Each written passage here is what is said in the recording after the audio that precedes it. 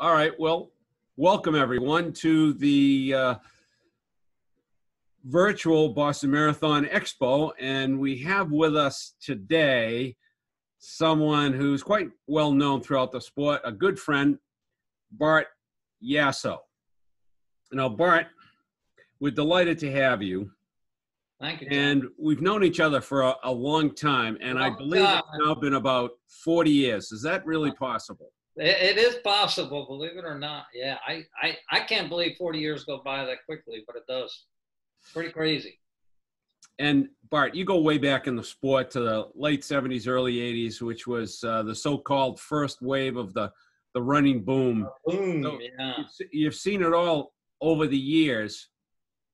But what first got you interested in the Boston Marathon? When did you start your love affair? Yeah, I can remember it distinctly. You know, I started in the 70s, read Jim Fixx's book, heard of this guy, George Sheehan, you know, and get in the running 2-3 miles a couple times a week. And then all of a sudden I get up to 5 miles a day, 5 times a week. And then I was out on a run, and I never really thought of doing a race till my brother challenged me to doing a race. And then I got serious about racing. But I'll never forget, I was on a run, and I saw this guy running towards me, and he had a Boston Marathon shirt on. And I was like, dude, you ran the Boston Marathon? I mean, he was the biggest icon in the world to me, just some regular old runner dude that ran the Boston Marathon. And then later that day, I went to the bike shop, and the owner of the bike shop did the Boston Marathon in 1963. And I'm like, okay, I'm going to run the Boston Marathon. I can't wait. And then I found out about, I got to break 250 in the marathon. So then I had to really get serious. But that's where it all started. I mean, just the mystique of it all.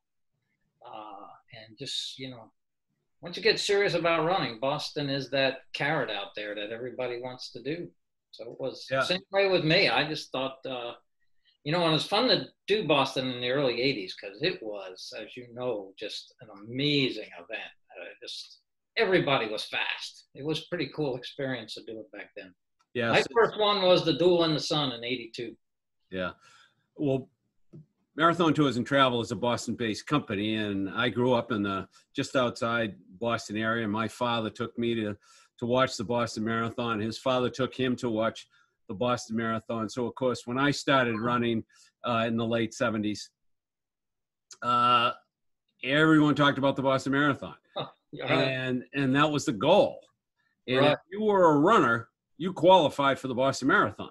You better believe. And, it was expected in the running community to qualify for Boston. So everyone's bar was raised quite high. And I ran my first marathon was in 1977, 5 weeks before Boston. I'd been training with a group of guys, the Greater Boston Track Club, through the winter. And so I had to qualify, and at the time it was 3 hours.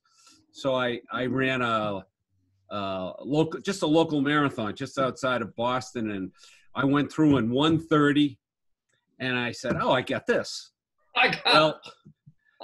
After about 18 miles, the world caved in on me, and I staggered home in 3:15. So I missed it by 15 minutes. But in those days, bandits were accepted. Right. The rule of the road was you get in the back.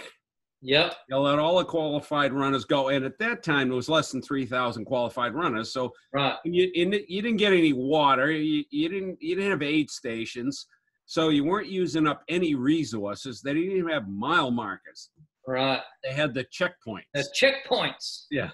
That meant 9 7/8 miles and things like that. Yeah, you got to be a total math major to figure out your splits at 9.78. That's right. But the crowds were enormous and no crowd control. Right. So I ran as a bandit, and it was such an incredible experience. 77 was a hot year. 76 was the famous run for the hoses, Jack Fultz. Yeah. But 77 came along, was another hot year in the 80s. I got totally dehydrated and had another bad run. But I swore after that race that I would qualify for the Boston Marathon for as long as I could. And then I ran the next fall, ran a sub-3, qualified. And then I kept qualifying for 25 years or 30 years, whatever it was. So I think, you know, we come from the same cloth when it comes to the respect and reverence we have for the Boston Marathon. Your cloth was a little bit tougher than mine because although we did have good runners in Pennsylvania where I lived, where you lived, where the epicenter of the best marathoners in the country all lived in the Boston area. I mean, they were the best. If you were, people don't realize if you were a 2:30 marathon, if you ran right around 2:30, you were on the D team of the Greater Boston Track Club. Yeah, I always said that. You know, my best was 2:31, and I was on the D team because we had Olympians. The A team was 209 to 14. B team was 216 to 220. The C team was 221 to like 228. And then I figured the D team starts at 228. Yeah, it's unbelievable. We had 72 guys who could break 3 hours. Right. Just on a track club. Yeah. Unbelievable. Greater Boston Track Club. Yeah. Amazing. But Bart, you've worn many hats in the sport. Yeah. First as an athlete, and then you got, I think, the dream job as kind of PR and marketing and the chief of the Expos for Runner's World. And tell me a little bit about that part. Yeah, you know, when I got my job at Runner's World, which was 36 years ago, that doesn't seem possible, or 35 years ago. You know, I thought I got a great opportunity, you know, working with Amby Burfoot, George Hirsch, all these people that I really admired. And, you know, I just went there with the attitude I was going to work my butt off and try to move up in the company. And it worked out for me. It was a lot of fun. But I really did put in the hours and do everything they asked me to do. I never said no to an assignment ever. I took whatever they put on my plate. I was ready to go at the drop of a hat. And it paid off in the long run.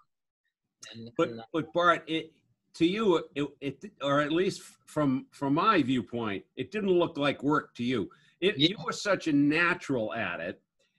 And the most amazing thing that happened, you just evolved into this person who became the mayor of running. Suddenly, that's how people started to refer to you. Yeah, I have no idea where that started and how it started, but just going to so many events, because I was, you know, you were at a lot of events too, Tom. I was at a ton of them and just kept going to them and eventually speaking at them. And then, you know, my job kept evolving. And then all of a sudden I became this mayor of running, which is not an elected position, but I took it as an honor. Yeah.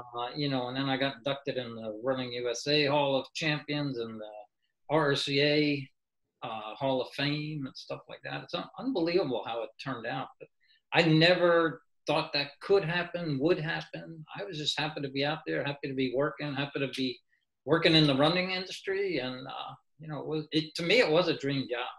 I always say, you know, doing those long runs in the late 70s, early 80s, I was out there thinking, man, I should really try to get a job in running somehow. I love this stuff. And, you know, I never thought it would become reality.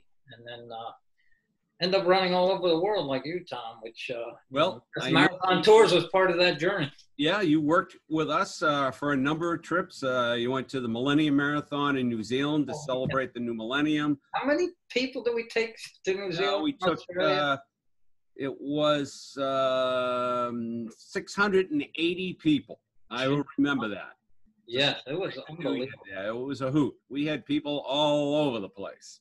Yes, I remember I was with the group. We went to Australia first and then into New Zealand and then ended up down in South Island, New Zealand, and ended up in Queenstown for quite a while before I headed back home. It was a dream trip. You know, I thought of that trip the other day because we went out to snorkel at the Great Barrier Reef, and I remember the guy the seas were choppy that day.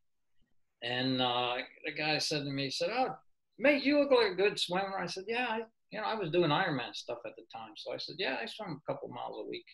And he said, "Well, you can unattach yourself and go swim around a little if you want. Just keep close to the boat." I said, "Okay." And the water was choppy. He said, I'm serious about staying close to the boat." And I said, "Yeah, okay, that's fine." So I got out there and swam a little bit. And the next thing I knew, I couldn't see the boat. The swells were like 2 feet high, and I had no visual on this boat. And I thought, wow, I got to get a hold of Thom. I'm going to be at the Great Barrier Reef the rest of my life. First time a guy working for us drowned. There were other people that followed me, and then I swam towards them. And then as I got closer, I could see the boat. And I said, if we lose a guide or two, that's okay. We just don't want to lose any customers. That's right. But I'll never forget that, because I just saw a special about the Great Barrier Reef, and they talked about how the current is real strong where it is and takes some tourists away. And I said, oh, I was one of those they're talking about. Yeah, and another memorable trip that we shared, Bart, was the second Antarctica. No, it was the third. The third yeah. Marathon. So you went 95, 97. I was there in 99. 99, right. When Antarctica. you won the half. Yes. But you were running while working, because you were looking after all the runners while you're out there, and just so happened you won the half marathon, finished up, put on some warmer clothes, and jumped on an ATV and was scooting around King George Island looking after all the people in the marathon. Yeah, that was fun. It's such a neat course, and it's so unique. And I was just happy to be in Antarctica. I mean, what a place. It's an arduous journey, as you know, Thom, to get there. And it's beyond arduous to organize what you do there. But, man, I have Bill Cirrus there, who is a dear friend of mine for many years. And to pull it off and watch that race come to fruition was pretty cool. I was happy to do the half, just to be there and just say you ran on Antarctica. But it's quite the journey to get there. In fact, that experience was one of the chapters in your book, My Life on the Run. Yeah. Talk a little bit about that, because I think for any listener who's intrigued by the world of running and going to experience unique experiences, you are the guy. And your book just captured the essence of what that is all about. You have run in some of the craziest races. Yeah. Yeah. It's, when the idea came out to write the book, and they said, Bart, you got to do a memoir. And I'm like, I don't want to write about myself. There's not a chance. And they said, no, we'll connect you with somebody, and, that we'll make the process a little bit easier on you, and you keep doing your job. And, I said, okay, but I don't want to, I didn't think my life story was interesting, to be honest. And he said, no, you've done all these crazy races, and talk about how you got into running. And so that's how it started. And I was shocked when I thought of the title, My Life on the Run, that no one ever used it. And I didn't think there would be a running book, My Life on the Run. I thought somebody running on, running away from somebody, or, a criminal living on the lam for all these years would use My Life on the Run. But it was never used. I was shocked.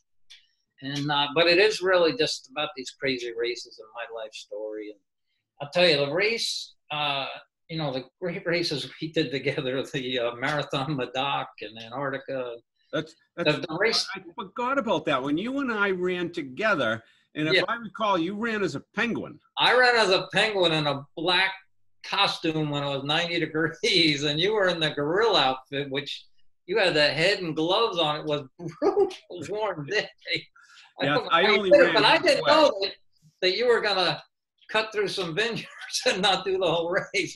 My intention to run only halfway was from the start. But after it was 90 degrees with that gorilla suit that weighed about 30 pounds with all the sweat on it, I was so thankful when I did cut out at halfway, and thankfully it was close to the start-finish line. But you went the whole way dressed as a penguin. Yeah, and people kept saying, "Oh, you should take your costume off," and I said, "No way! You have to wear a costume in this race. I'm sticking to the rules." And I remember at mile 25, they were handing out ice cream, and I was like, "Oh my God, an ice cream cone, like a little ice cream cone, vanilla ice cream," and I'm like, "This is the greatest thing ever." It was so hot. I'm eating that ice cream, and for the first time in a marathon, I actually went backwards on the course, because I went back and got another ice cream. I was running, eating that ice cream, and I thought, my God, that is the greatest thing ever. I'm going to go back and see if they'll give me another one. Well, that whole course is like a giant smorgasbord.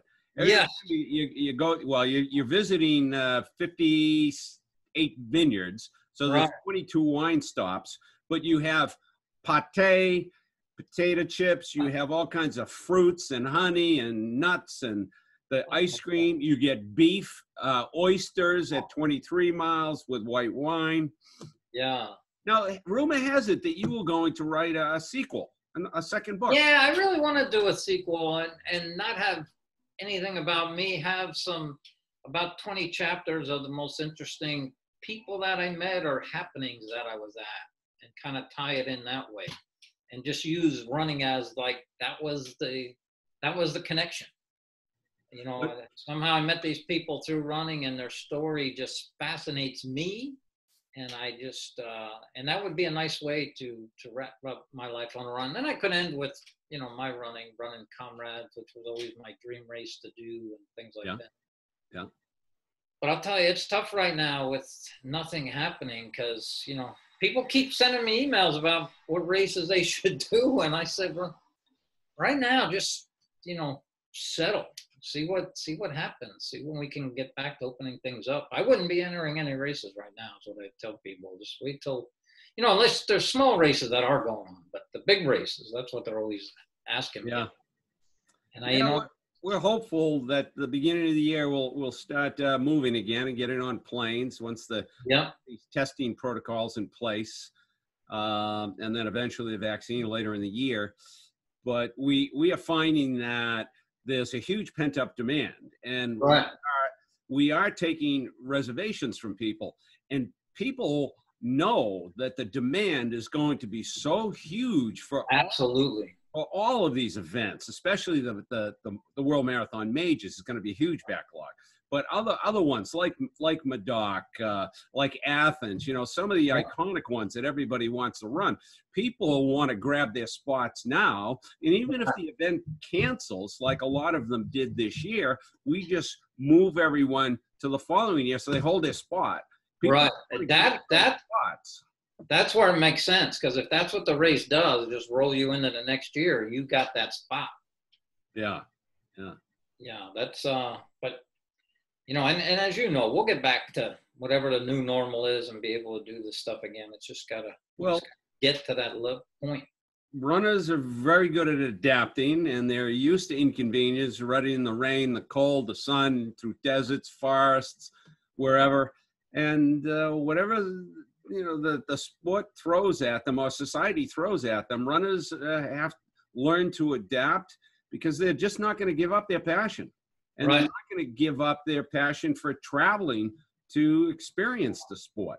There's no doubt about it, Tom. I mean, traveling, you know, is what made the sport for me, just to go all over. And, you know, one of the smart things I did is when they told me to run that Badwater 146-mile race in Death Valley in July, when no one else on the staff at Runners World would have done it, I embraced it. I mean, George Hirsch, Envy Burfoot said, I'm the guy to do it. I'm like, bring it on, man.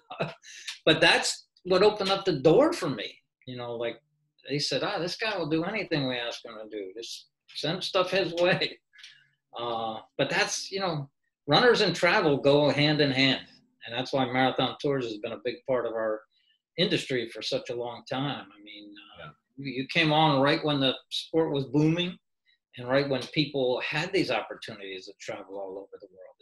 As you know, Boston was won by so many international runners back in the day. In fact, I think from 1936 to 68, there were only 3 Americans that won the Boston Marathon.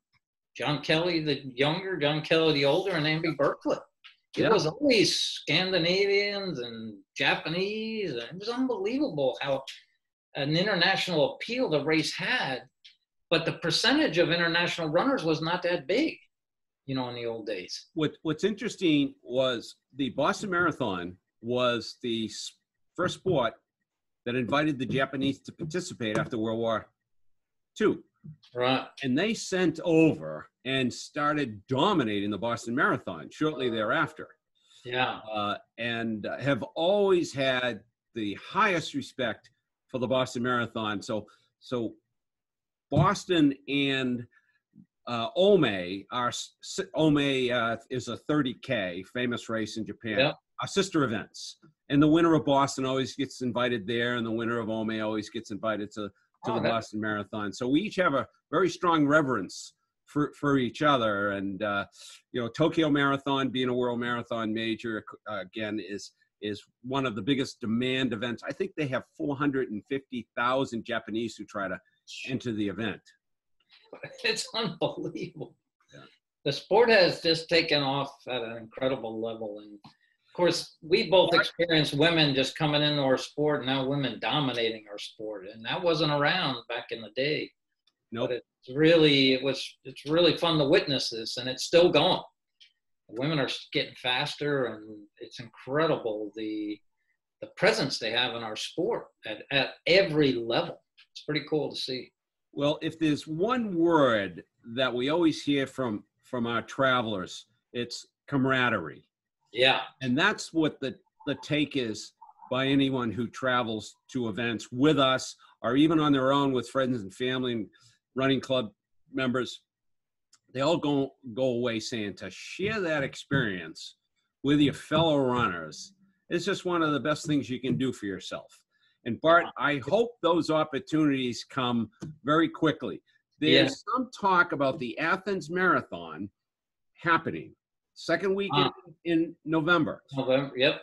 They are doing a test September 20th. They have a 10,000 person half marathon. Marcus, who's the race director, he has a PhD from sports marketing from Ohio State, and he was the director of the Olympics.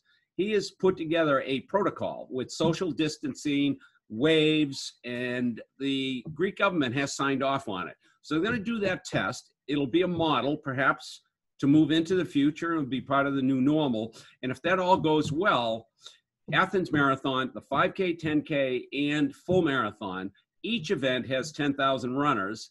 They're going to hopefully pull it off and be the first big marathon. That would be awesome. Let's hope it works, but we'll keep everyone advised of that. But I hope you and I get together on a trip soon. Yes, that would be great. Moving again, and we always look forward to that. And I want to thank you for joining us here in our little, it's not quite a fireside chat in the middle of August, but it feels like it. Yeah, I got it, Thom. Yeah, keep up the good work. We will travel together again someday, I promise. And most importantly, keep spreading the love for the Boston Marathon, because it is the greatest, I think, the greatest sporting event out there, the way of any sport. I've run it 23 times, the last being in 2017 when I ran for Catherine Switzer's charity commemorating 50 years of her iconic run. Fearless. Yeah. So thanks for your time. Let's stay in touch and stay fit, safe, and healthy. All right, Thom. You do the same. Thank you so much. You're welcome, Bart.